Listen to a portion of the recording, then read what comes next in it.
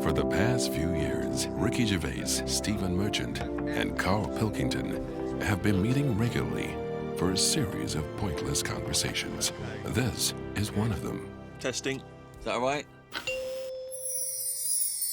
Hello and welcome to the Ricky Gervais Show with me, Ricky Gervais, Stephen Merchant. Hello. And the little round-headed buffoon that is Karl Pilkington. All right.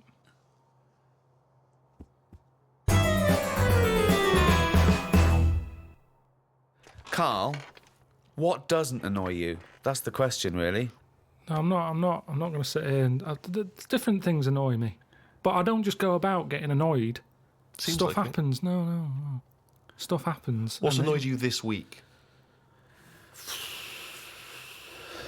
I mean, I tend to get annoyed when people around me get annoyed.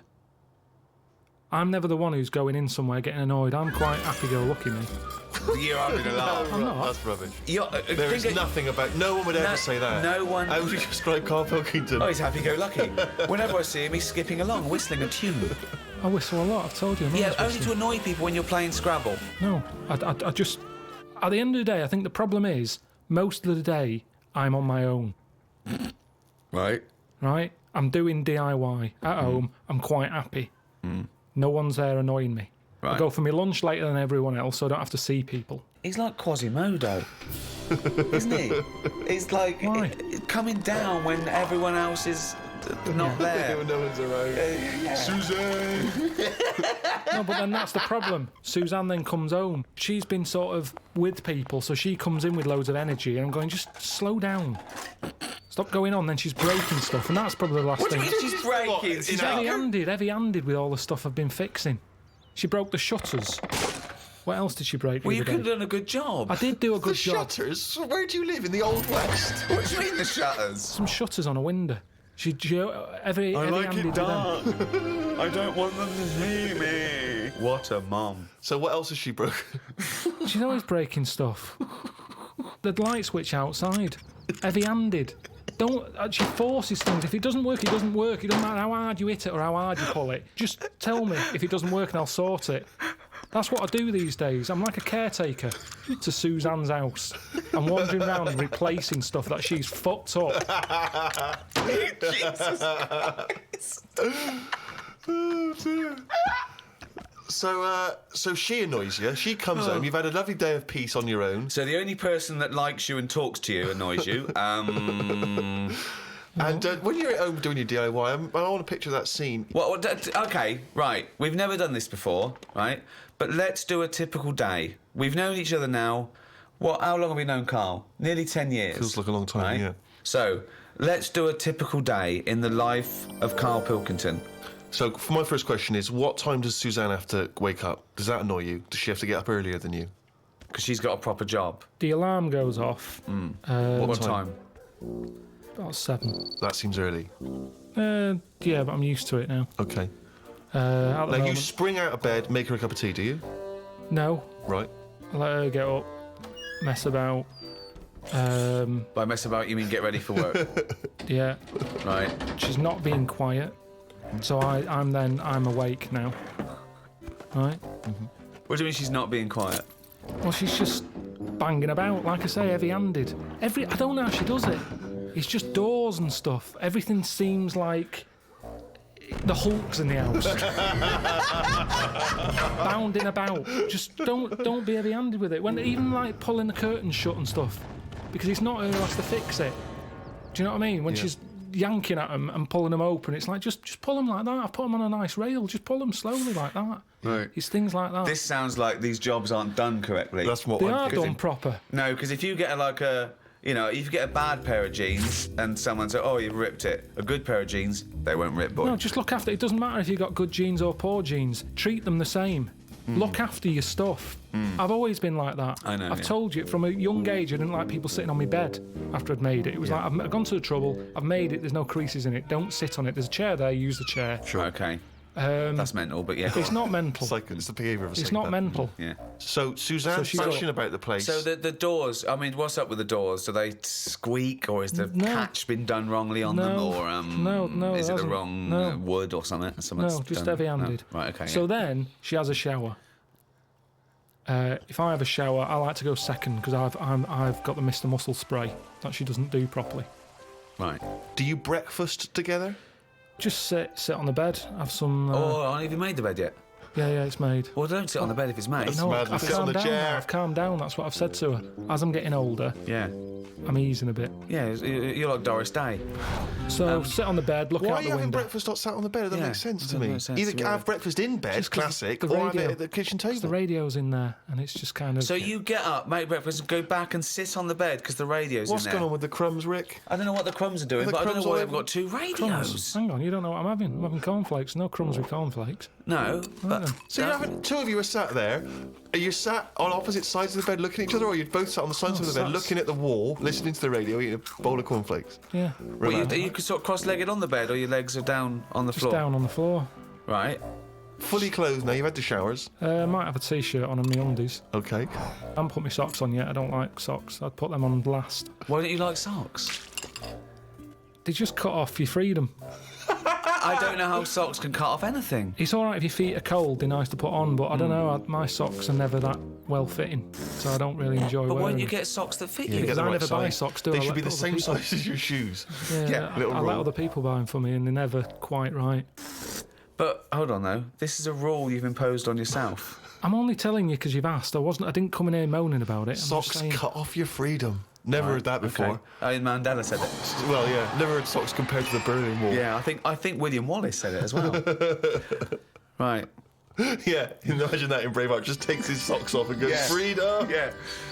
Anyway, then I'll say, right, on your way to work, take the bin bag out. Right. She'll do that, and then I get on with whatever I've got to do that day. Little kiss on the cheek, on the But why forehead. do you say Pat on the head.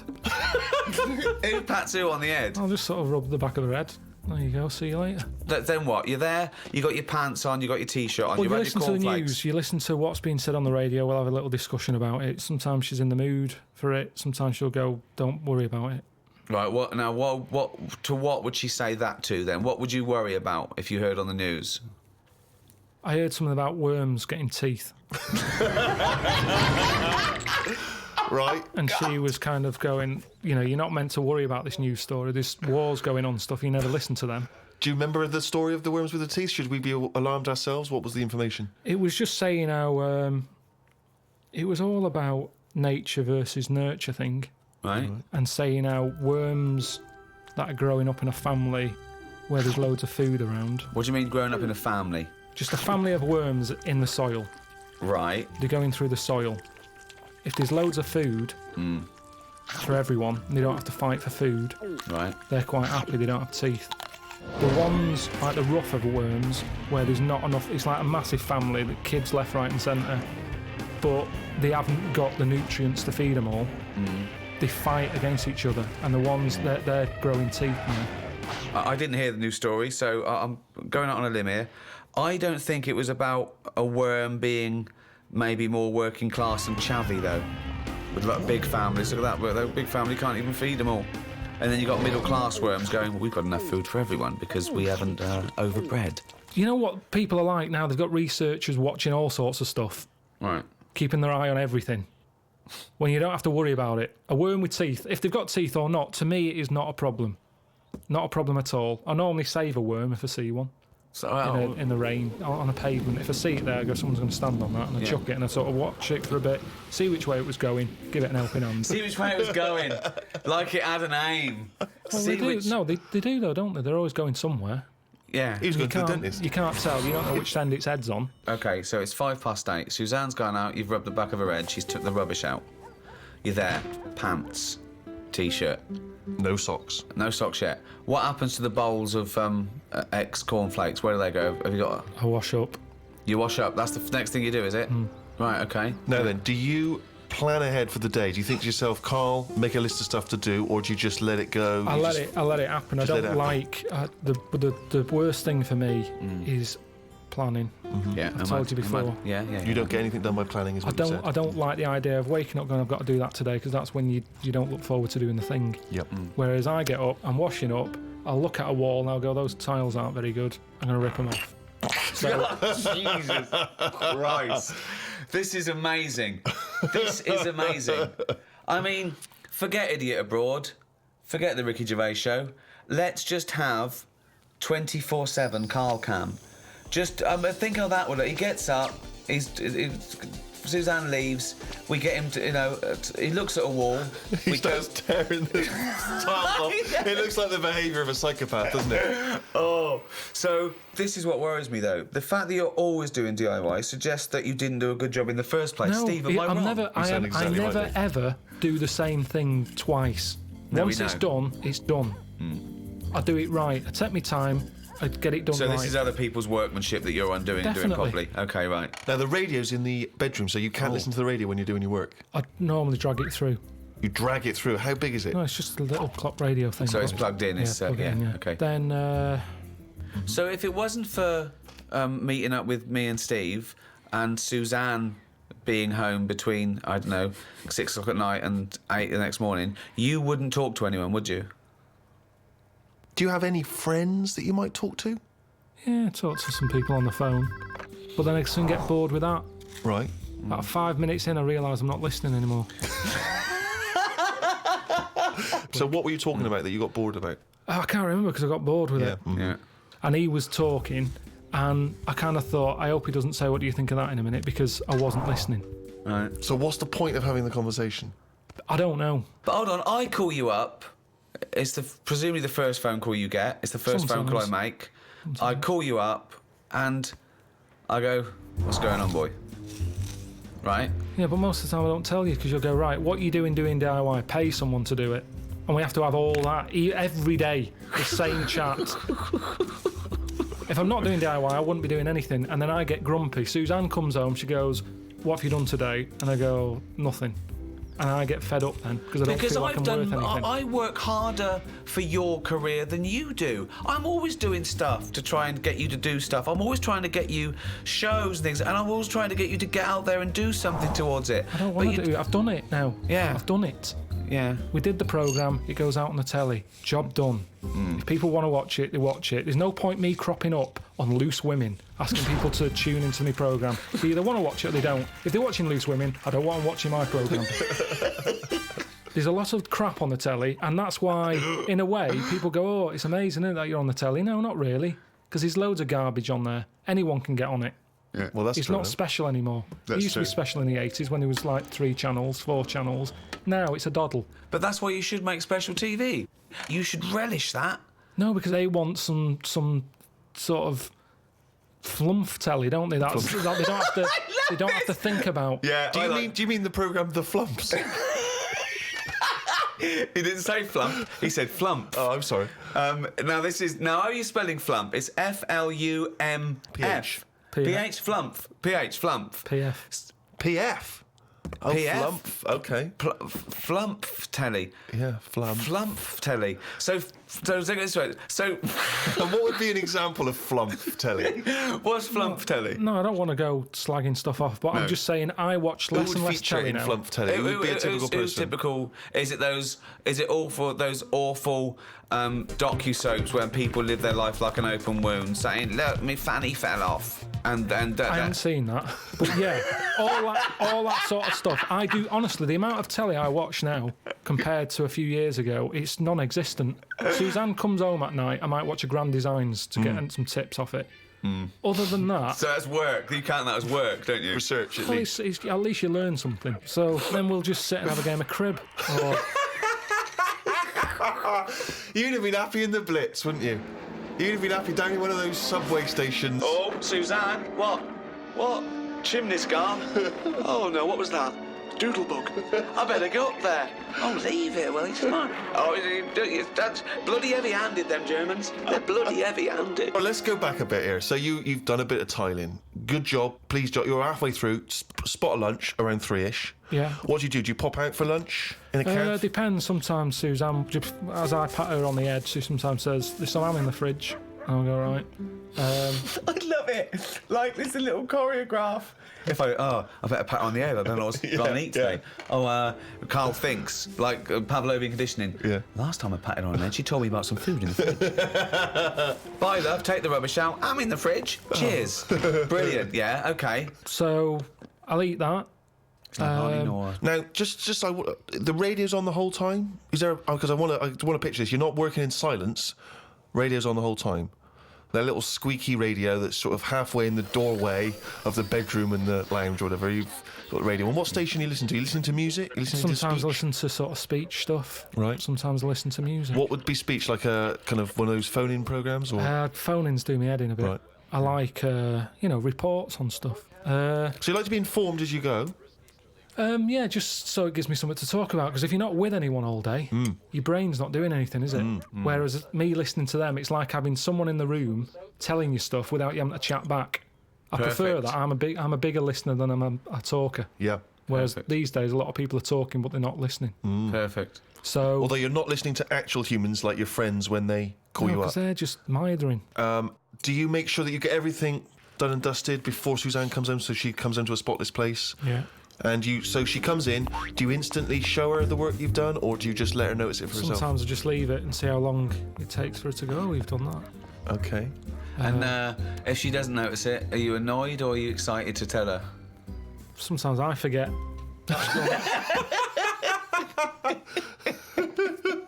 He does it again the next day. Yeah, that timing's a bit shoddy.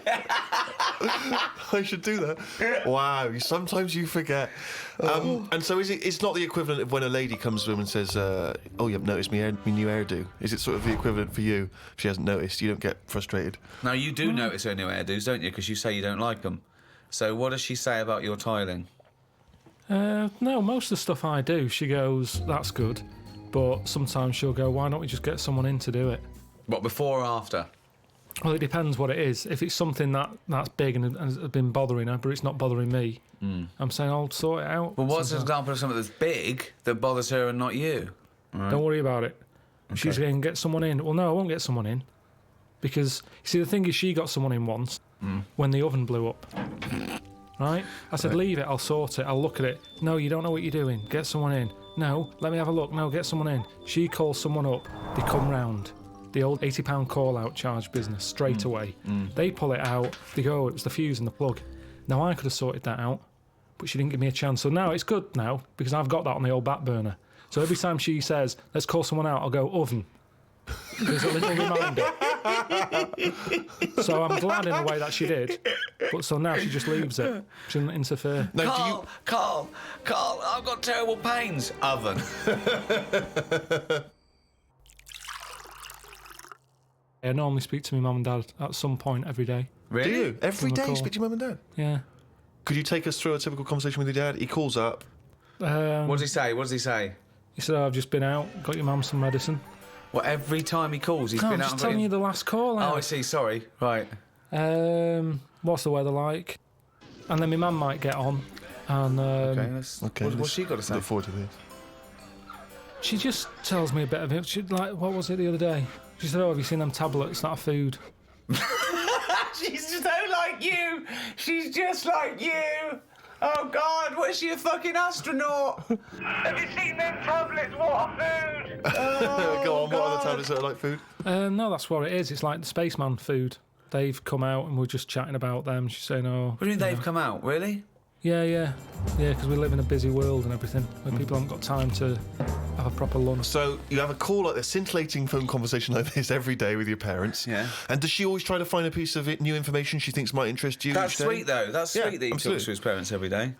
So you've spoken to your mum and dad. You've changed the tiles. Suzanne comes in, Kitchen's all clean, ready for her to make the tea. ready for her to make the tea, even though I know you've been tiling, but that was a job you gave yourself. You didn't have to do it.